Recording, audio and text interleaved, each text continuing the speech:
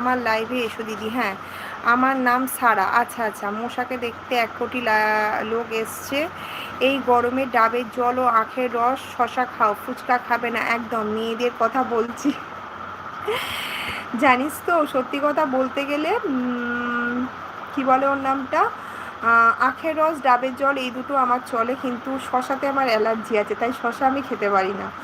আর ফুচকা, ফুচকা হচ্ছে মেয়েদের ভালোবাসা, গরম হোক, বর্ষা হোক, শীত হোক, সব জায়গায় আমরা ফুচকা খেয়ে নিই। আর এখন আমাদের মোটামুটি ব্যারাকপুরের দিকে তো ফুচকাগুলো খুবই ভালো হয়। আর আমাদের এখানে ইছাপুরে, ইছাপুর স্টেশনের মানে থেকে একটা যেটা লাইন বাজারের দিকে রাস্তাটা ঢুকে যাচ্ছে, ওখানে একটা দাদাভাই ফুচকা বানায়, কি বড় বড় ফুচকাগুলো দেয়, আর কি টেস্টি খেতে, হেভি লাগে। যদি কেউ মানে তোমরা যারা ইছাপুরে আছো, ইছাপুর স্টেশন থেকে মানে 1 নম্বরের যেখানটা স্টেশন থেকে, যেটা মানে ডাইরেক্ট ইয়ের দিকে যাচ্ছে, তোমার লাইন বাজারের দিকে যে মানে